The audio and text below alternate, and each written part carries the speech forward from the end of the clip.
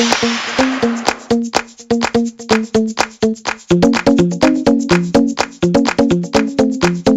everybody. Welcome to La Lista, a Latinx writers podcast. This is your host, Ruben Mendive.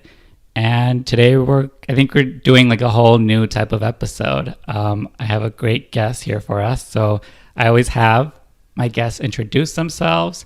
So tell us what your name is, how you identify, and sort of what you do, like what you're about. Hello, my name is Raul Martin. I am a Hispanic queer writer, and I work for a TV show called VIDA, which is a very small but very important show on Stars. Yeah. I am a script coordinator, but I started on the show as a PA for the writers, and then I was bumped to showrunner's assistant, and then from there I'm doing the script coordinating for season 3. Perfect. Yeah, all super right. exciting. I love it. Yeah. Thank you for having me, first of all. No, thanks for coming. Am I your first non-Latinx? You are my second. My first was a Filipinx writer. Awesome. So we talked a little. I call them, like they're not Latinx, but they're cousins. I can see that. And I feel thank like, you so much for having me. I am super honored and grateful that I'm here because,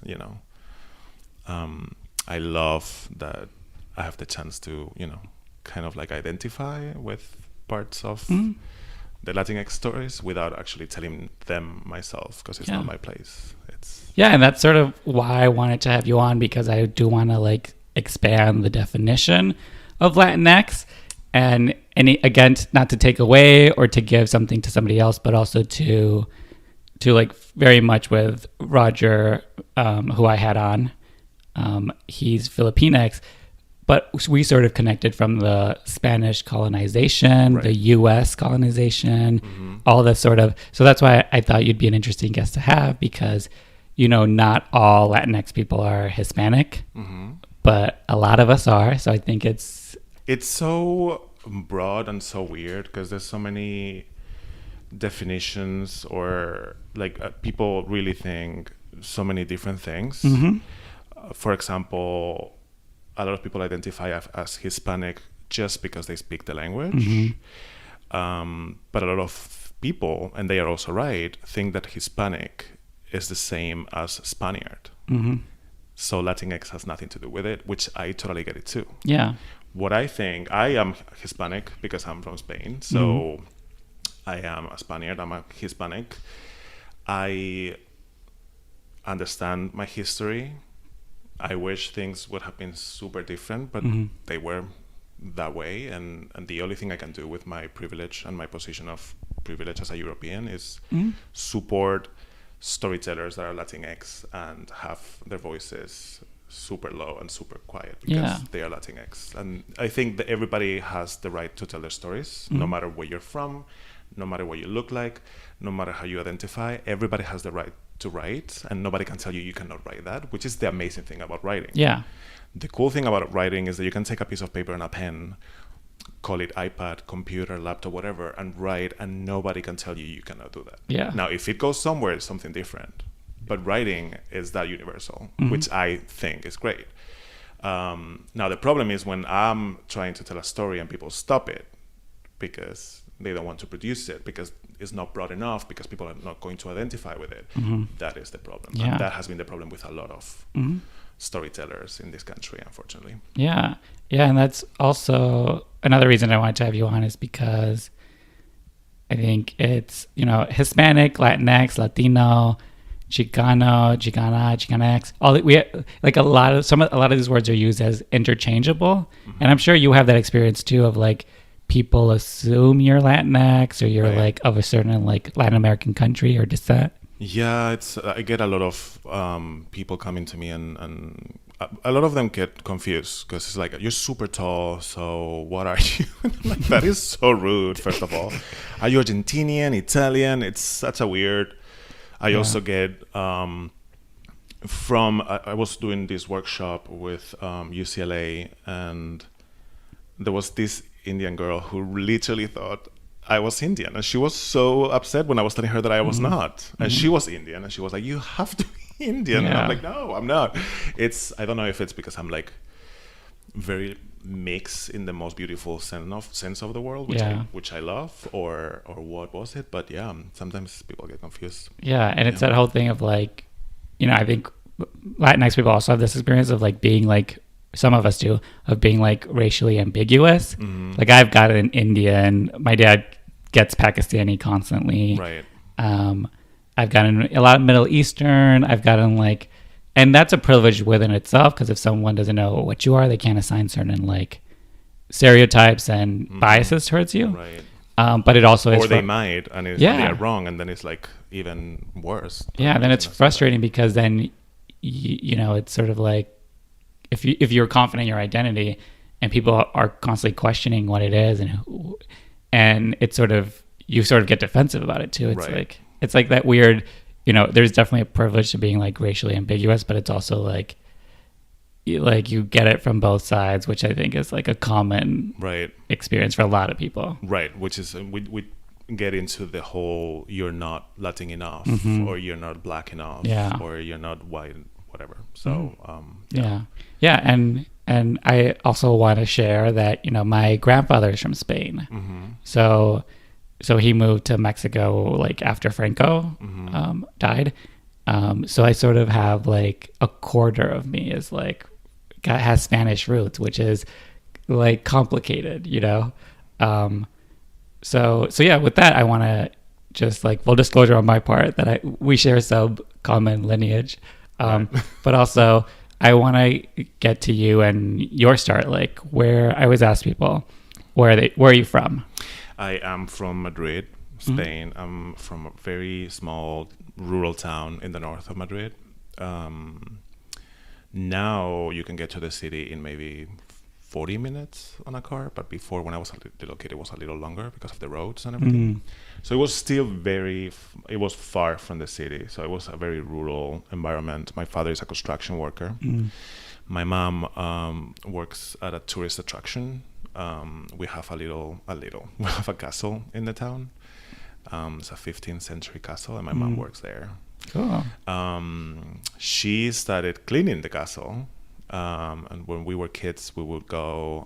I remember Mondays it was closed to the public, so sometimes my brother, my sister, and I would go and be there when the castle was closed to the public, and it was fucking terrifying. Yeah. But it was also amazing because I think that there's when I started thinking and imagining worlds and trying to pretend things, and sometimes it was literally terrifying when you were in one of those little hallways or rooms by yourself. But at the same time, I truly think that it activated my creativity there. Like, okay, you have to think about things, and it was. We didn't lack anything because my parents were making sure that we had everything we needed, but we didn't have like a lot of money. We're a very humble family. I adore them. They're far away now, but I chose to come here, so that's the thing. But I was always a queer kid. I knew it since a very young age, and I guess it's the fact that I was living in that rural area of town with literally nobody that I could see that was like me. Made me also be like the way I am today. Like it definitely shaped my personality. Then I was always interested in languages because I love talking and I love communicating, and I wanted to understand what the music that I was listening to was about. So I think my first trip to another country just to learn the language was when I was 16, and the cheapest way to do it that my parents could afford it was an exchange.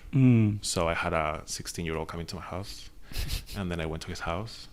When I was 16 years old, my sister hated him. It was a whole drama, but I had a lot of fun. And actually, the night before he was supposed to come, the 2 days before the trip, he canceled for something happening in his family. So they put someone that was older. So my parents had to sign like a paper saying that the guy that I was gonna exchange my house with was 18 instead of 16, which is changed the way kids interact.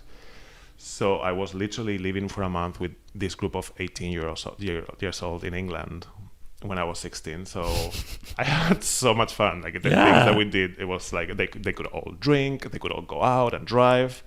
So my perspective was totally different than if I had gone with someone who was 16, you know? So that basically began, sorry.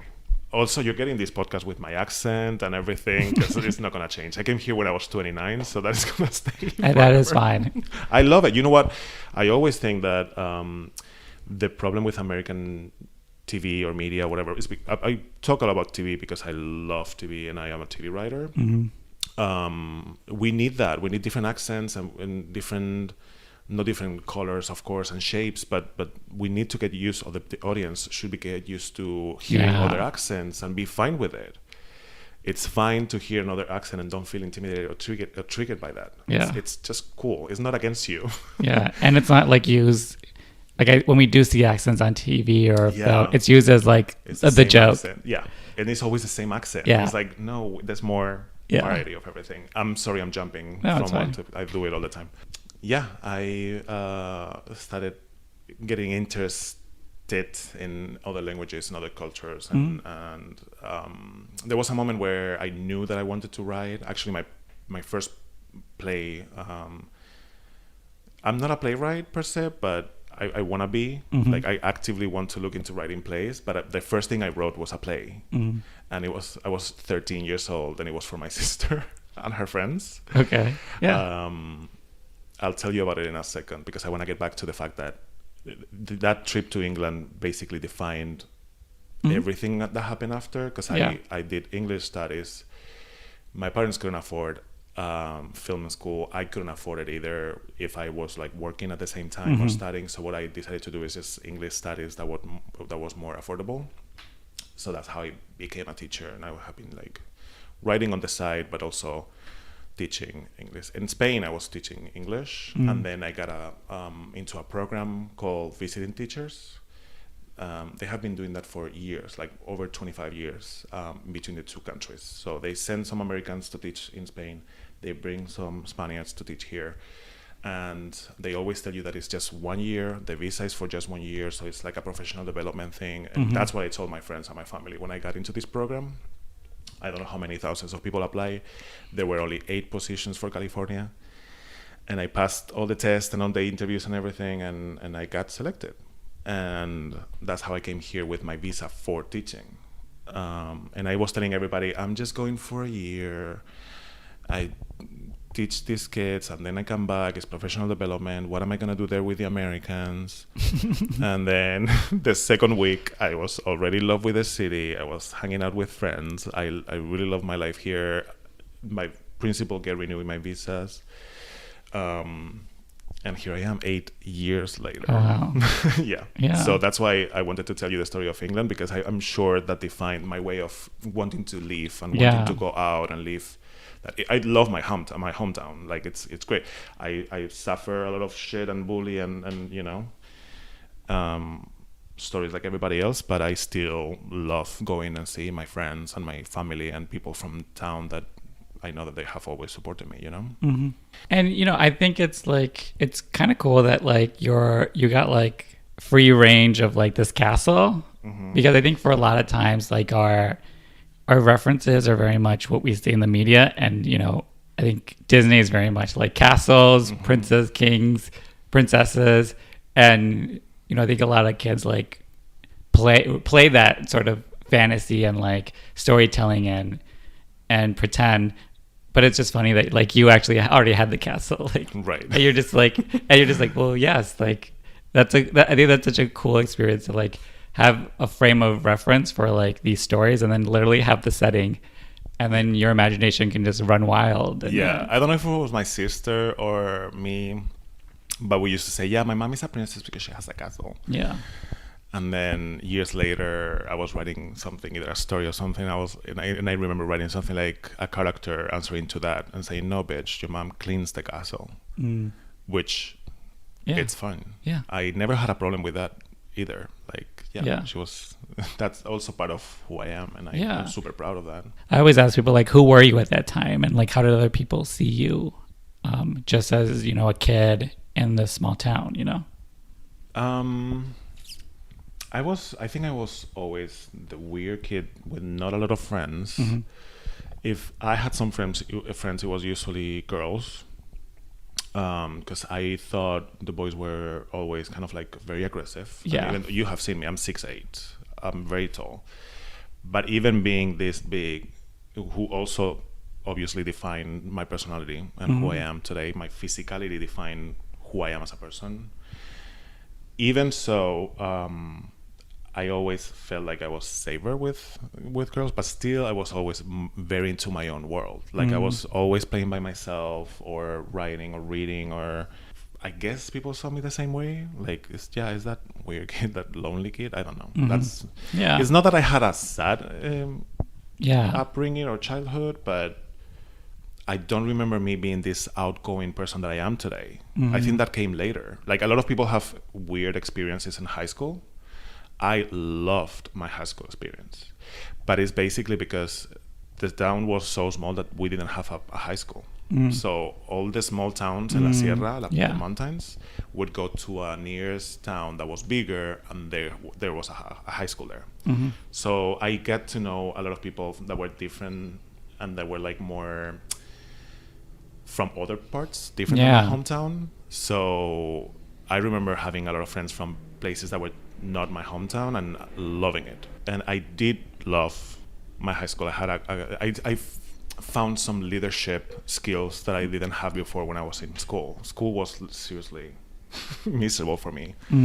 I was just thinking the other day about I remember some kid came to me and said, "Oh my God," because for some reason my mom got me my first pair of shoes that were like brand, like and they were not even the expensive ones, but I guess it was like a deal or something because it was Fila. How do you pronounce that in English? I think it's the same. Fila. And I remember a kid coming and saying, "Oh wow, Raul, you finally got some shoes that are like whatever." And I was like, "Bitch, really?" Like, it was so random. So it was kind of like that. It was very like that while in school. I also remember very recently a teacher mocking my gayness, which is insane. Yeah, if you think about it. But that also obviously defined. Yeah, my when I was in education, I tried to fight that and make my job. Like I want to be very inclusive with all these kids because who knows what they're suffering and they're going through by themselves. Like I'm not going to be also on top of that, I don't know, the reason for them not to feel comfortable in the classroom. Yeah, it's crazy how you remember that stuff too, like as an adult. I know, and it was actually it was triggered by another conversation. I had totally forgotten about that, but I guess we tend to do that with trauma. Yeah, absolutely. Yeah, but I totally remember he made a question. He asked something to the classroom. I think it was a yes or no question because of his answer, which is what I remember vividly.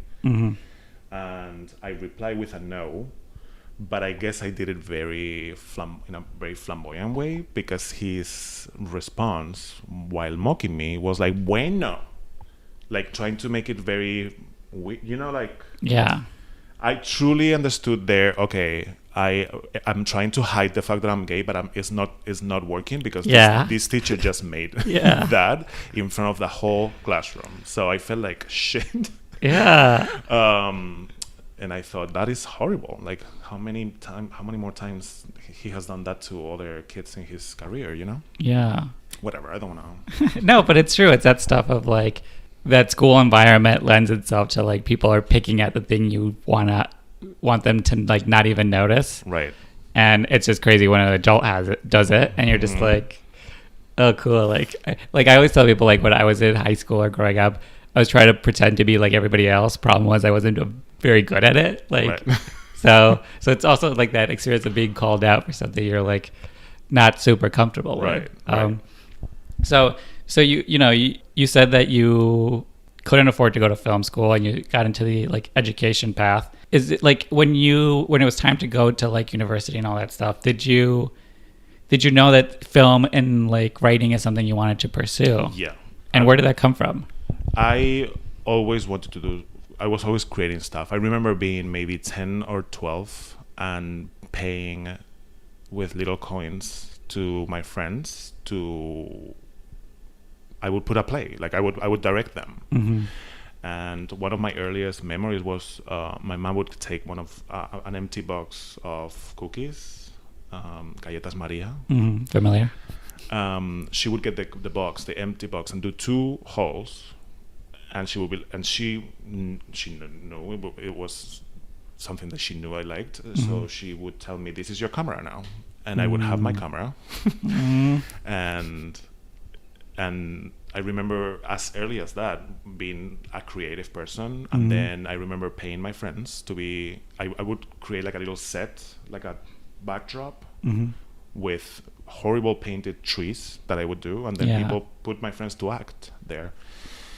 And then it came also, can I tell you something really quick now that I think about this? I would also, in front of my mom and my grandma, my mom had a cross like this size, like 1 foot cross, and I would go holding the cross all over the house, and my grandma would be like, "Oh, he's gonna be a priest," and my mom was like, "No, he just likes drama. He just likes drama and do the theater. He liked the theatricality of the whole religion thing." Yeah, I've talked to, like, because I was an altar boy when I was a kid, and I've talked to other kids, and they were like, they just something about the theater, the ceremony, the exactly. like. The like costumes, like it's very attractive to like a dramatic kid. Exactly. So I also remember that acting theatrically or being very dramatic and theatrical. Yeah, but I like that your mom knew too. She's like, no, he just loves drama. That's hilarious. She did know. And then this small town called Manzanares el Real, which means apple trees of the royal for some fucking reason, but it's cool. Like, I think it's a cool name. They have this insane festivity every year around Christmas. They have this festival that they do to honor the elderly of the town, where the moment you are 65 years old and up, they send you a letter with an invitation for this festival. Okay. And they put pretty much the whole town is involved in this. And they do like a series of shows. It's like a show, like a gala, with hosts and everything. And there's like different numbers to entertain them. And then after that, there's a dinner, right? And when's the human sacrifice? It sounds like The Purge or like Midsummer. It does. But it was like a cute thing that pretty much everybody was involved. So people would dance. The whole folklorico dance will be there. There's like little plays. There's humor. And I wrote a play for my sister to do there. And this is the play. Are you ready for this? Yeah, okay. So the play was a nun who feels like she has to express herself in a more provocative way. So she decides to go out and buy a red undergarment, very sexy, to wear underneath the habits. God clocks it and punishes her. This is obviously my Catholic ass punishing shit. Punishes her, taking her voice away. So she can only communicate with pop songs, like Spanish traditional pop songs. So she obviously works in a school, and there's other nuns there. She communicates only with songs. So I remember seeing these older people laughing so loud because of the popular song and the nun dancing, who was my sister, I believe. I just felt, wow, this is incredible. I put words on somebody on a stage and they are doing it. Also, if you think about it, it's basically my gay ass telling me, put together The Little Mermaid and The Sound of Music and put a play. And I did, and I still have it. It's typed like the old type. Wow! I still have it. I showed it to my husband recently. I should bring it. I still have it in my house, my parents' house in Spain, but I should totally bring it because that is gold. It's cool. It's full of spelling mistakes. And typos, but who cares?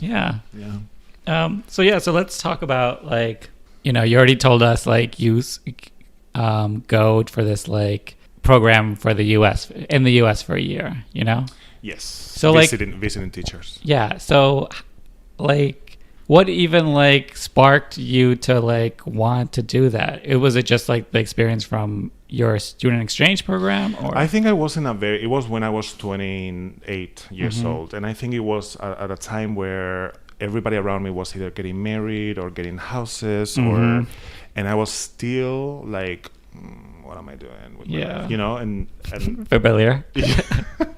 And so when I read about the program through a coworker that was in teacher coworker back when I was teaching in Spain, she came one day and we were talking about the program and she was like, you should do it. And I was like, and I did, and I got it. I mean, it was a series of interviews and it was like tests and a bunch of stuff.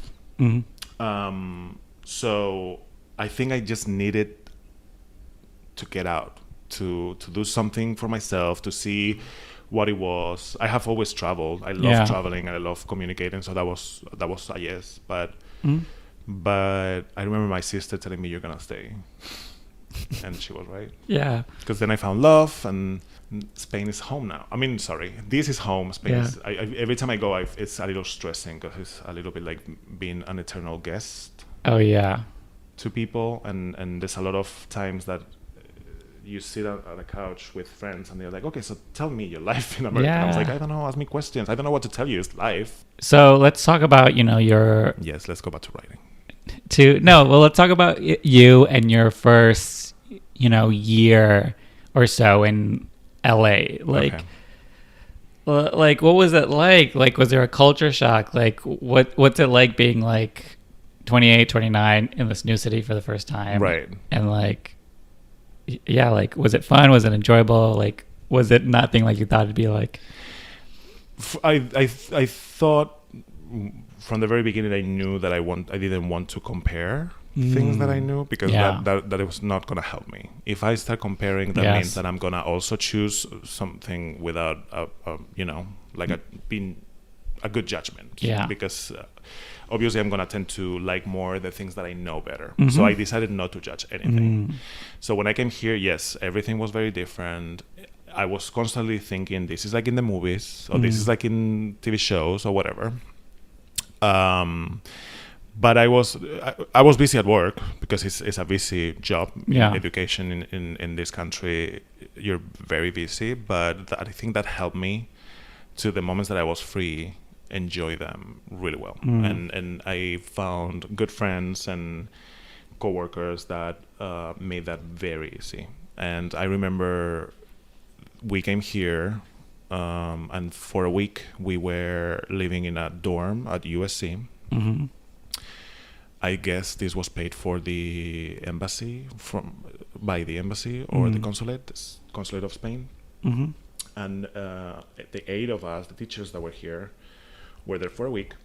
And we get like little conferences or panels where people would come to talk to us about how is the education system here, or how does everything work, or how does open a bank account, go get your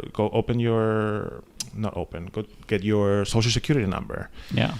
All those things during a week, and then after a week, they release you. They release you to the wild. You have to find your car. You have to find your apartment. Yeah. And I remember one of the teachers or panelists that came to talk to us was kind enough, Alejandro Lee, who's amazing, and I send him highs right now from here.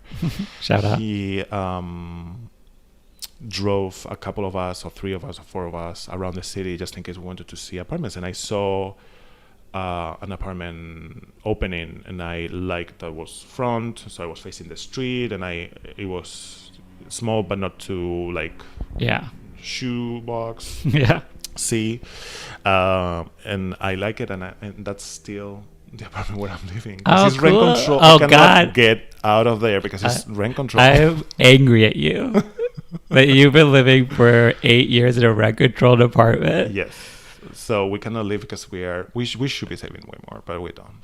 But I mean, that's my plan for this apartment, basically, to just be like, is this rent control? Yes. Yeah, so don't live it. I've been here 3 years, and I'm already like, no. Yeah, because if you try to find the same apartment right now, it would be oh my god. No, I already know, like, it's ridiculous. Right. But so when I make it, and I'm not telling if I make it, when I make it, it's a matter of time as an actual established. Oh yeah, you're way out. You're well on your way.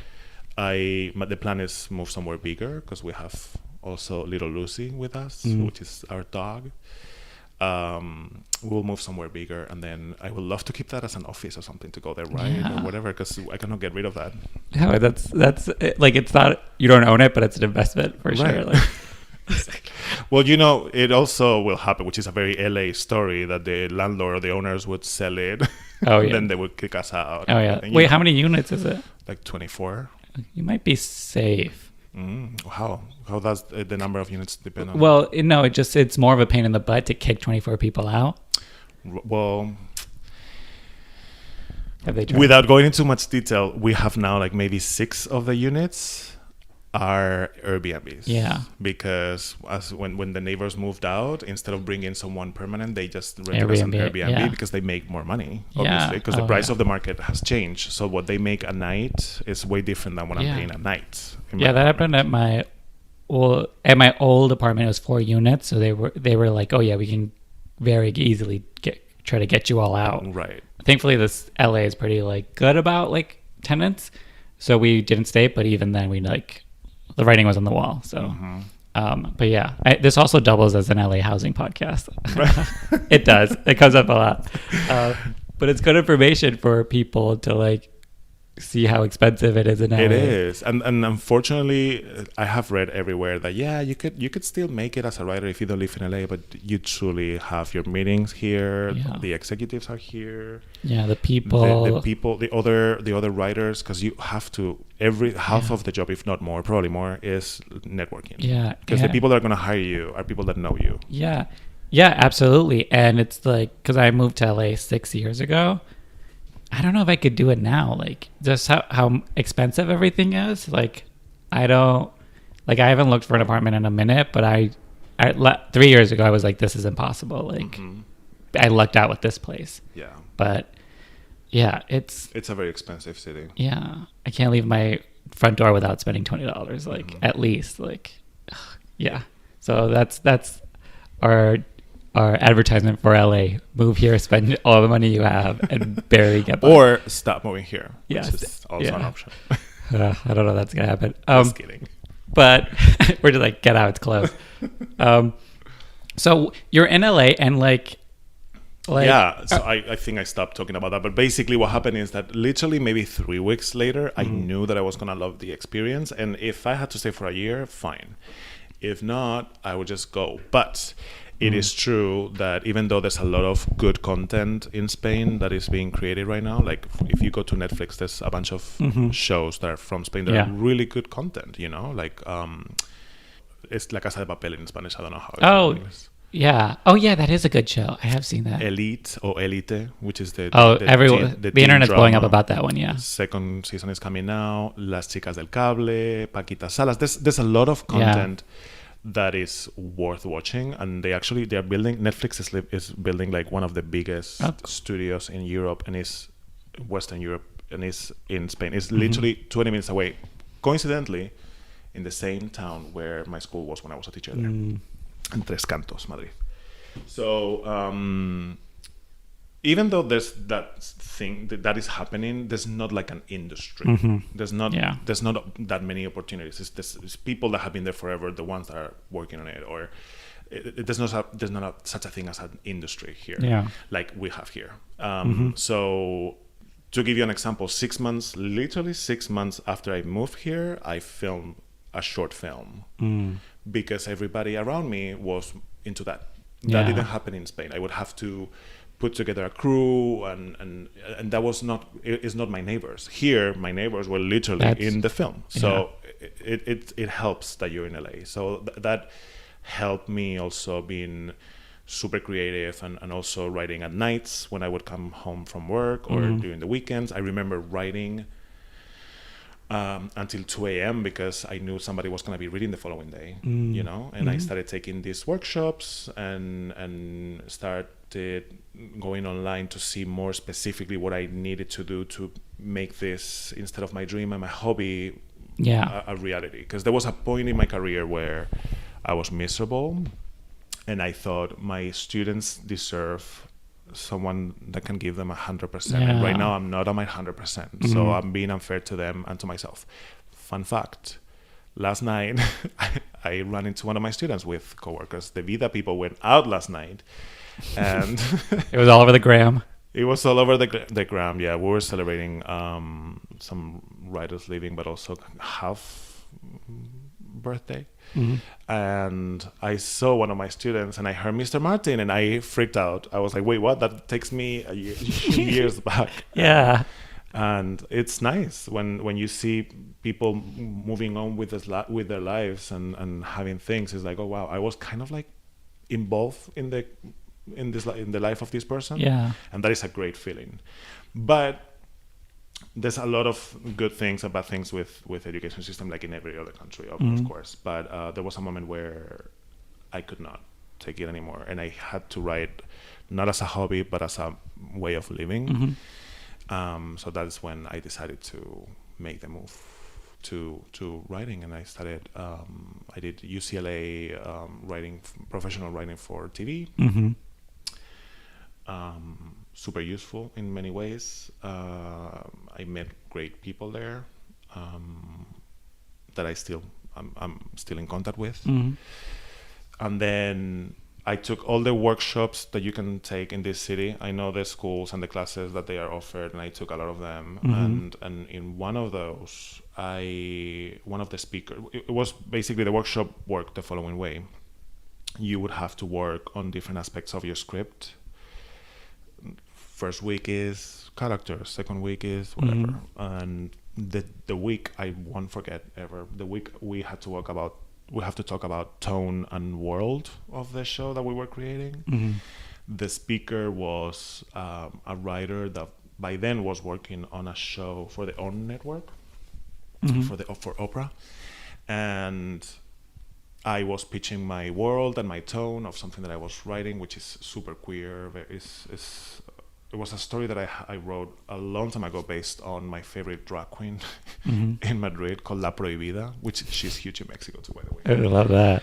La Prohibida. And I based on me going as a 19 or 18-year-old to downtown Madrid to the gay neighborhood and seeing her. I remember actually I saw her in the street I was walking with a friend, and we saw her in the street and we stopped and talked to her. And for me it was like, oh my God, it's a celebrity.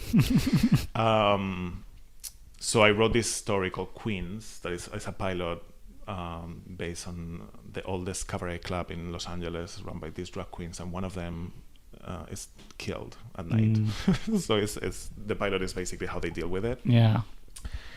That is the first thing that I wrote here in one of those workshops, and that I was like, okay, I'm gonna start and finish and do a pilot that I want to send out to people to read, right? To expose myself and let people reading. And I'm actually very proud of it, because for the first time, it's actually something that I am proud of. Like, this is a product that is finished and is good quality, and without bragging or whatever. I felt like that about it. So I was obviously talking about this tone and world, and I remember I had pictures, and I was like talking about this cabaret and the drag queens and everything. I'm talking before RuPaul was like huge and super mainstream. It was already there, but it was like not that mainstream. Also, a lot of young queers think that the drag queens right now are RuPaul girls, and drag has been there forever. The best movie about drag is Australian. It's Priscilla, Queen of the Desert, in my view, and it has nothing to do with Rule. Rule has done a lot for the gay community in this country, but it's didn't start with him. Yeah, it's like longer than didn't start on VH or a logo. You know, it's so funny to hear these kids saying, "You're not a Polish queen." It's like, what? Oh yeah. Who are you to say who's Polish and who's not? You know, the drag culture has been there to do a lot of things for our community, to protest and to criticize and to make fun, basically, mainly. So that's why I wanted to write this. And this, back to, seriously, I got these circles. Back to this moment when I'm in this workshop and this writer from the Opera network comes as a speaker. He approached me after and he said, wow, I love what you did. The world that you have created is insane. The way of your passion while pitching. And I was like, oh my God, what? Yeah. So at the end of the workshop, I approached him and I said, I know I'm not supposed to do this, but this is my card. Yeah. If you ever need something, I will work for you. Yeah. Very gladly. And he called me 2 weeks later, and he said, if you want to do a lot of work for this very little money, I can use you. And I was his assistant. I'm not an assistant, like an actual assistant, but he would give me little assignments week by week, and I would help him slacklining whatever script or transcribing whatever script or movie from whatever, or little things here and there. And I was building my relationship with him, and I am proud to call him my mentor because he really helped me. And then he eventually got into the show VIDA as one of the writers and producer, like at that level of role. And there was a position that they needed for 2 weeks for PA, only for 2 weeks for a PA thing, and that became longer. I'm lucky that the writers liked me, and they pushed for me to stay longer. And Tania Sarazzo, the great Tania Sarazzo, needed an assistant after that, and they moved me to assisting. And that's how I got the assistant job. And that was literally the whole second season, working next to Tania was like a master's on TV. Oh yeah. Like I knew the craft of screenwriting because I have been learning myself and going to the UCLA thing and doing all the workshops by myself. So I knew the craft of screenwriting is something that you have to have inside. But when I was working at that level, when every single department needs something from Tania Sarazzo, it's when I learned about television, not only screenwriting, but television. And that was insane. It was like a master's. I loved it. And I will be forever grateful to her. Yeah. Yeah. And just for my own curiosity, like before that, like PA job, or before you met your mentor who then got you then you were a PA for VIDA. Like, what were you doing? Were you still teaching before then? I was teaching. I went to language academy in Santa Monica for a little while. I was helping with little gigs here and there, helping my friends with their short films, not getting paid.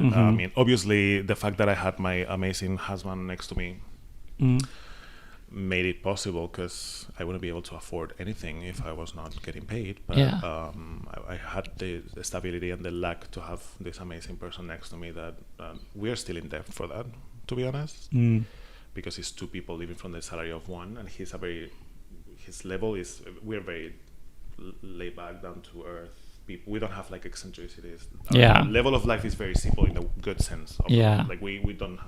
So I was lucky to be. Honestly, I'm lucky that he understands what I want to do. He works for the industry, but is not involved in the industry somehow, if that makes any sense. He's an accountant for Backlot for Sony Pictures. So he understands, because he deals with the industry on a daily basis, but he doesn't have the crazy schedule of the filmmaker or the creative process of it. He's very creative. I think he should create too, but he likes his 9 to 5, he likes the security of having his job there, like the security that he knows that he's going to be working in 6 months. I am the total opposite. I am fine if I have to go and work for Starbucks tomorrow. If I have to, I will. There's nothing wrong with it. Yeah, absolutely. I'm scared to work there because I'm like, I don't want to get yelled at. I don't have a coffee. I know, especially there's a lot of people demanding people with their coffee orders. Yeah. So what I mean is basically that I was lucky to have him understanding what I mean, and we are in debt money-wise because of me, basically. But we will be fine when I, get a little bit more established. It'll be fine. Yeah, and we're fine. And it's don't panic, anybody. We're fine. We're all fine. Yeah, it's just a regular American little credit card debt that like everybody else. But it's also like speaks back to like we were saying, like LA is expensive. Like you don't have to like live like a big life to like have debt over it. Like it's an expensive city. You can't leave your door without spending money. Like just the basics are like already so expensive that like it's like real. Like we're not just saying LA is expensive. It's like LA is expensive. It is expensive. Yeah, like you will burn money and like like go into debt. Like I remember when I first moved here, I had like a big chunk of change to like settle in, and that was all gone in a year just off of living expenses. Yeah, that's what I did too. I saved some money when I was still teaching, and from teaching, and I think after 8 months or 6 months, it was all gone. Yeah. Yeah. Yeah, but you know what? That you should take this, and I mean to everybody that is listening that wants to eventually move here or is living through this now. That should also put a fire in your ass, under your ass, and get out there and do things and do stuff. It's good. It's gonna help you to get inspiration, to know people, to move around. So that is always helpful. Yeah, so you're on VIDA now, a small show. I don't know if the audience is familiar with it, but they have to be if they are Latinx. Yeah, well, if you haven't seen VIDA, then like turn off the podcast right now and go watch it. But what's it like to be part of this like huge show, especially in our community, and then like not identify as Latinx? Like what is like?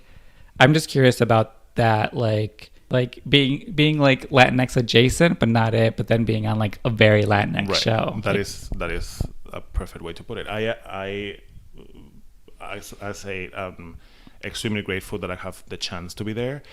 I am not a writer on VIDA. I have a very technical position,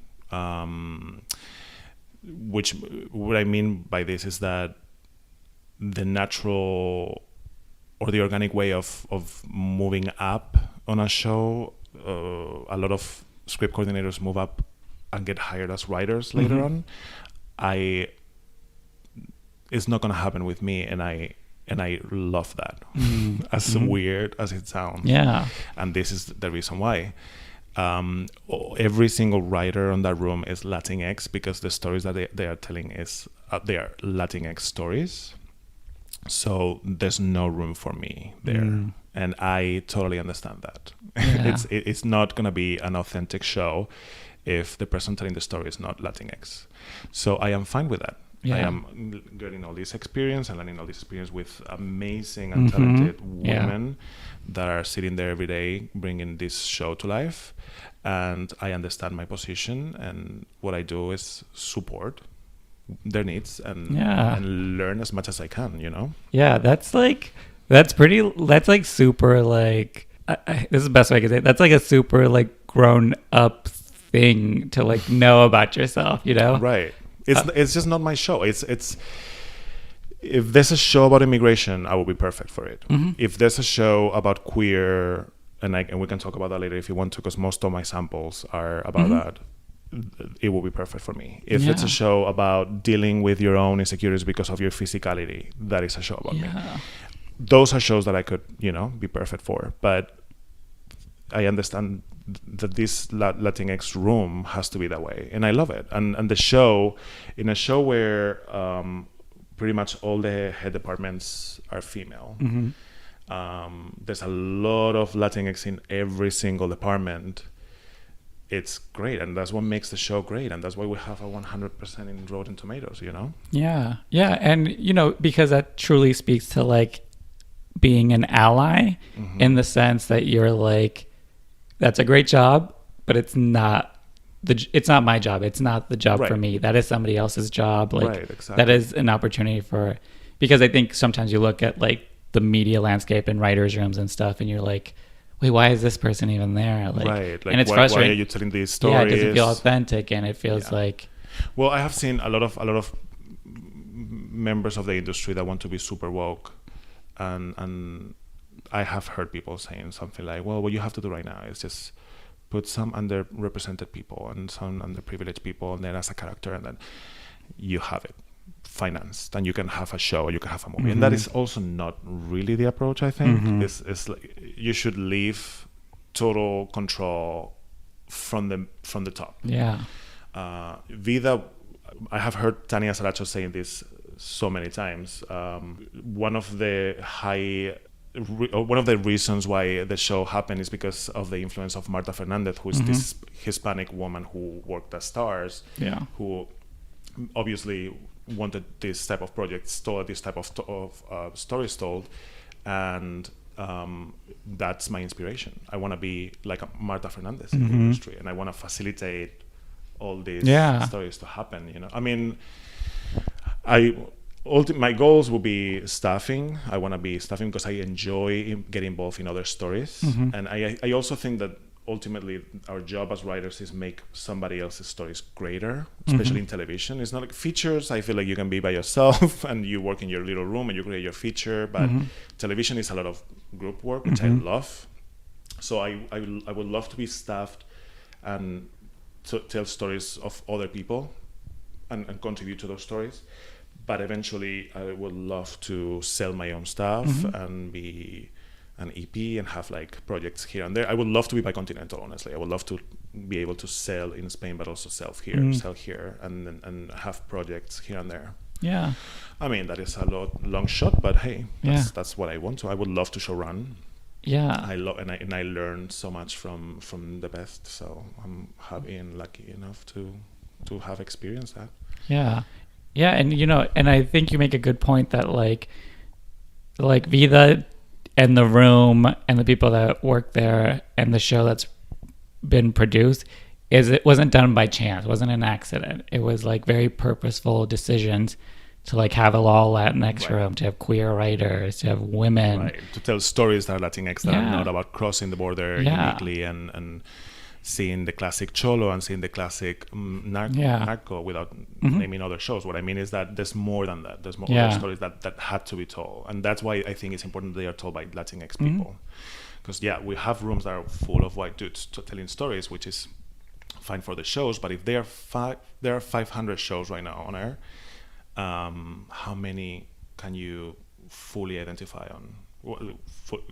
Like, how can you identify with something like that is not my representation of who I am as a Latinx person? Yeah, true. And then it's like name the Latinx shows, and then it's like, okay, but then what does the room look like? Like there's and a lot of people think like, well, you know, then we can't win or there's no, but it's like, I think that's why I think VIDA has been such a prime example, because they have just done it right.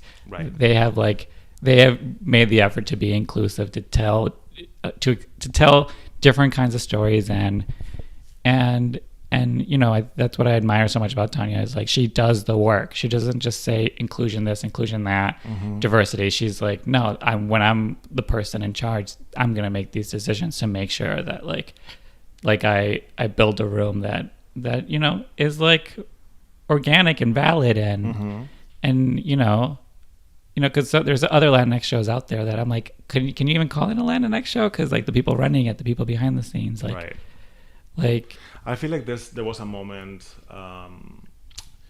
There was a moment where there was a necessity of show that Hollywood is inclusive. That would be like a box set of like little set of boxes that they had to be checked, and it almost felt artificial. Like, okay, they have the gay friend, check. They have the people of color friend, check.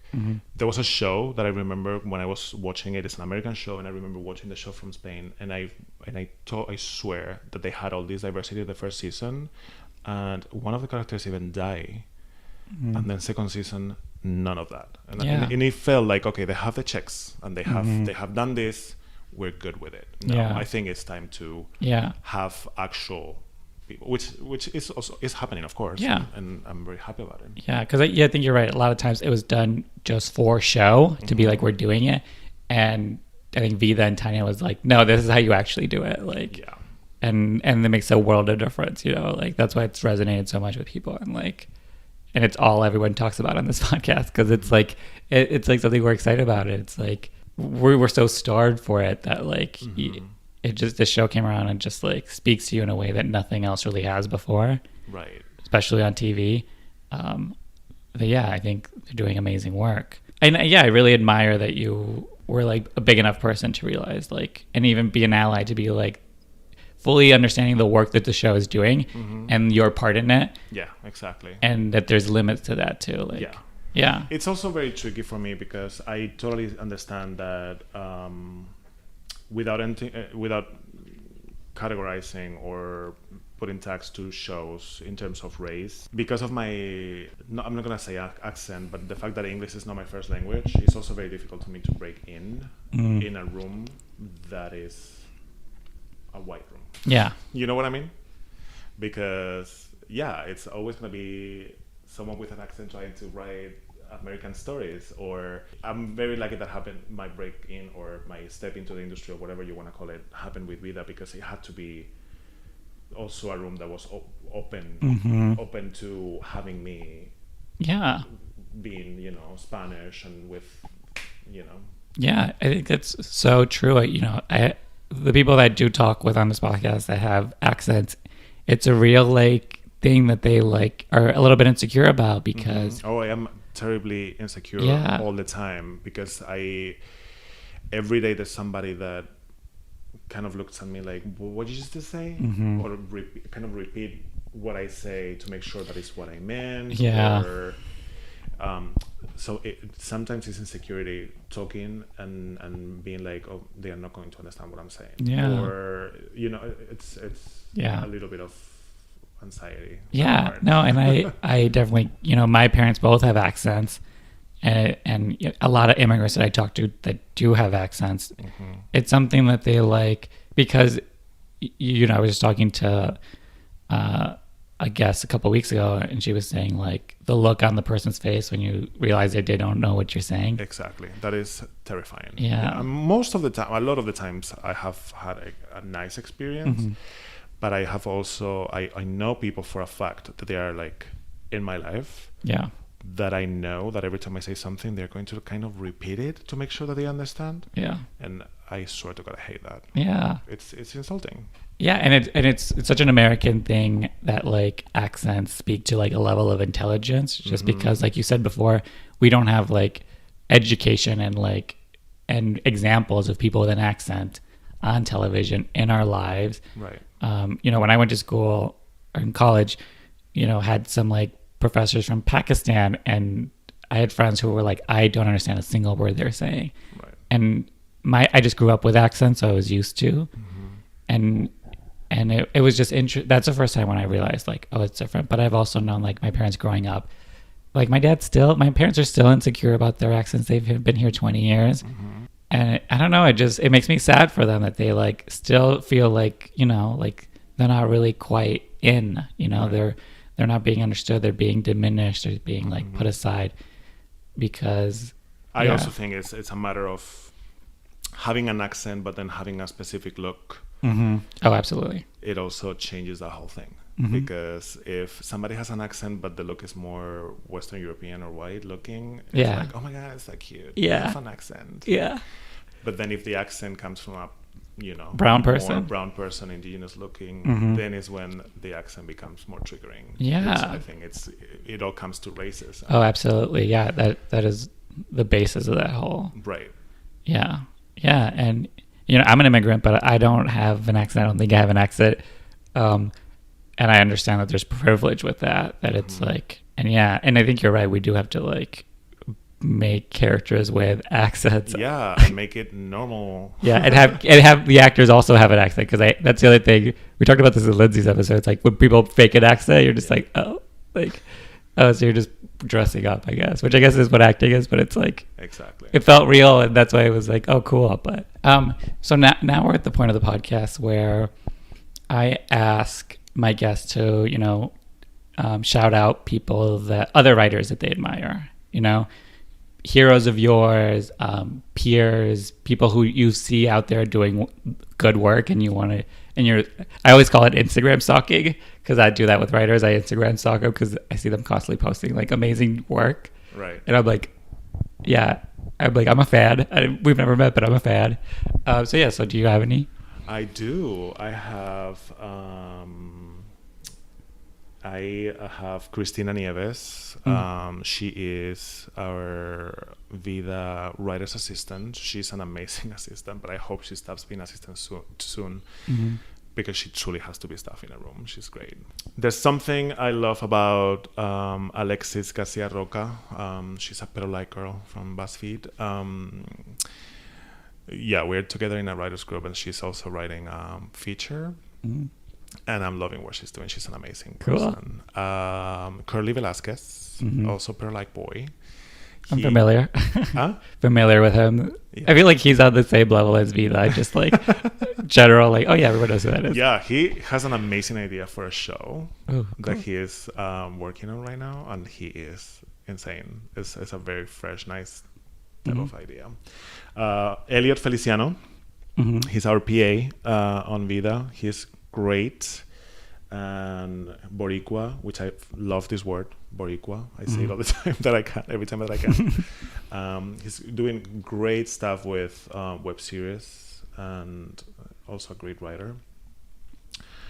Jose Mata, another Boricua, who's a great writer and was also partly involved in VIDA because he was a set PA. But he's an amazing writer too. And then there's this Cuban girl that I love and I met at the UCLA program that I did called Susette Ferretti. She has she's a stand-up comedian, but she has a very specific voice and eye for comedy that I love, and she's great. I mean, I know so many people, like all the writers that were staffed this year on the show.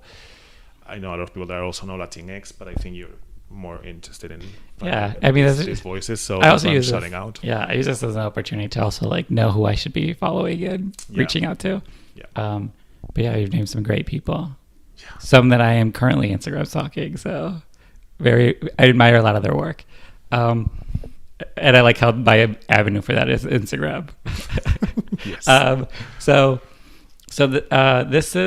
This is a question that I might keep in the podcast or not. It just occurred to me that I should probably ask it. But it's like, growing up in Spain, like, what are you taught? What is your experience? What do you know about like the colonization of like, I know this is a big question. It's like, it's a very important. But I just want to know like what your experience has it been of, because I think the same thing could be said of the U.S. And I don't know, it's like something people are like. So I just wanted to know, like, because people make a lot of jokes like, oh, or about Spanish colonization, or even or say like we are colonized people. And that is very much embedded in the Latinx identity. So I just wanted to know, like, sort of what your experience is. It's funny. I mean, things are changing now, thankfully. I mean, like, it was fucking time because I'm only 37. And I remember being in school and learning. There was maybe an episode in the history book that was about and it was never called colonization. It was always called something like the expansion of the empire, or and we learn the way. How is that saying that they say about history is told from the perspective of the winners or something like that? Yeah. So what we learned basically was that we needed to expand. We needed to move and we needed to expand. So we have all the explorers and conquerors going out and expanding the empire. And there's never like an episode on how many people die from it, on how many people got raped about it, or for it, or how many atrocities were committed because of religion. Or there's not like a concrete full class about it. It's just one of the units in the book. And yet you learn kind of geographically what we did, but I don't think there's what I think should be a necessary point of shame about it. I don't think there's people proud about it, and I think that is not okay, because I don't care if it's they didn't know better, that's what they learned, but also if you think about it, it's like, and it's like it happened, we did it, and it's not a nice thing. It's like, wait, but they would be still whatever underdeveloped, whatever. Let them discover by themselves. Let's see how would they be today if colonization didn't happen. Don't just justify colonization as a way of saying, but they will be worse. We don't know that. What if not? You know? Yeah, and I think that definitely the same thing could be said of like the U.S. colonization of other places, and also even the initial colonization of this country. But yeah, it's interesting to me. I just wanted to know, like, because when you really think about it, it's like Mexico, Central America, South America, like almost half the world, and I just wanted to know, like, they're speaking the language. There is a lot of people today don't look at it as a consequence. Like they look at it as a lot of the things that were happening right now is because of what happened at the time. Mm-hmm. But I am happy to also see that new generations are more appreciative of the Latinx community there, and it's more present, and maybe it's the music that everybody loves, and everybody feels more international now that we have the internet and social media. But there's a lot of people who actually feel connected and identify more with Latinx culture than with other parts of Europe. Like we are Europeans, but we have way less in common with the Nordics, for example, than with Mexico or South America, I mean, that speaks to my own grandfather. Like he moved to Mexico. Like, So I just wanted. I don't know where I'll fit that into the podcast, but I'm sure some people might be curious about that. Yeah, and it's also a super interesting topic. Yeah, like, I have thought about that so many times in the sense of like writing something, because I feel like there should also be a story. There should also be stories told as from the perspective of what would have happened, or what is the level of implication now from somebody living in the south of Spain and listening to wonderful reggaeton and loving that type of music when it's done by your brothers and sisters in Puerto Rico, So I think it's a cool situation there. I didn't. That's not something I had thought of, but because we still do share like a common language and like. And like, it's interesting. So I did want to ask, like, where can people find you? Follow you on social media? Well, I'm an Instagrammer more than a Facebooker. I would love to be one of these people that crack jokes on Twitter and have like 1 million followers, but I try so hard. I love Twitter because it's my favorite way of entertainment. Like I really go there for entertainment because I follow a lot of comedians and writers, so they put a lot of shit there that is like fun. So of course I'm on Twitter. I can give my handle too, but I literally have like maybe 100 followers. I'm not like a very influencer person, but my handle is Raul Martin LA. Okay, where? There's a picture with mirrors there, very creative, very Almodovar. Which I'm very excited about, the new Almodovar movie, Pain and Glory, Dolor y Gloria, with Penelope Antonio. Yeah, very excited about that. I am very excited too. And my Instagram handle is Raul Martin 1981. Okay. I'm just coming out of, I'm showing my age there. Raul Martin 1981 altogether. Yeah. It's a wonderful headshot in black and white. Yeah, love it. I love when writers have headshots. I don't. I literally do it with my phone, but once the new iPhone came with the portrait option, whatever. Yeah. Oh, that's what I'm using. That's a good idea. Everyone who needs a headshot. All right. And now the final question that I ask my guests is, I give them a prompt. So I'm going to edit it for you. So the prompt is a blank writer. So usually it is a blank Latinx writer, but we're making an exception for your episode. So it's a blank writer. So just however you identify in your writing as yourself, in the conversation we've had, and just something so that other people, when they see it, they're like, oh, that's like me, or I relate to that. So something that like somebody can identify with. I'm gonna extend a little bit more on that so it makes sense. Yeah.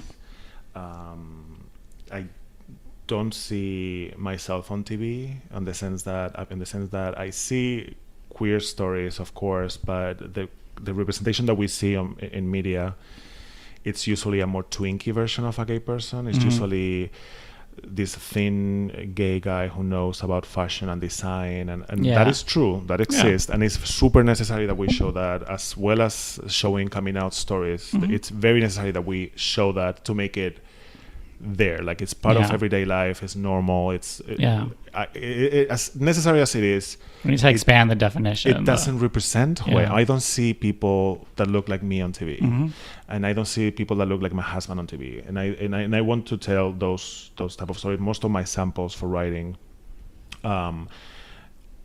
are the characters are like that, and I'm talking about a bear culture that I don't see on TV. And I have my half-hour drama called Bears is basically based on my marriage. What if they denied my visa and I had to come back? And it tells the story of a couple of bears there, and so I would love to see more representation of that in the queer world, and that's why I feel like I have to tell those stories, and I tell those stories. Yeah. I'm gonna say a Hispanic, gentle, giant bear rider. Does that make any fucking sense? Half of these titles don't make sense, but I look at people when they see it posted, they're like, it does all come together. So I think if you listen to everything we talk about, might make sense. Yeah, but also just like that's how we are. We have a bunch of different things that we are. Yeah. And it's like, and it just like does it roll off the tongue a lot of the times? No, but it's who we are. And like that's why I'm not like really like worried about the grammar or how long it is, or it's like who cares? This is who you are. Right. Exactly. Yeah. Okay, yeah, well, thank you. Thank you so much for having me. I had so much fun. Yeah. Your apartment is so cute. Thank you. I try. I just cleaned it. But yeah, thank you so much for coming on the podcast. I had a great experience. Really gave us a lot to think about, expand the definition, and see how we have a lot of things more in common than thank you so much for the opportunity and for accepting me in your Latinx podcast. I always want to approach things as not an invasive colonizer pinch away, but more like an ally type of like facilitating, empowering, making other writers great and work and move on together. So that's I'm all for that. And I'm thankful for this conversation, and that's why I had you on, because I'd rather have you on to flesh it out and talk about it than be like no, and then like what that doesn't get us anywhere, to be like, well, you don't really fit in, so no. And it's like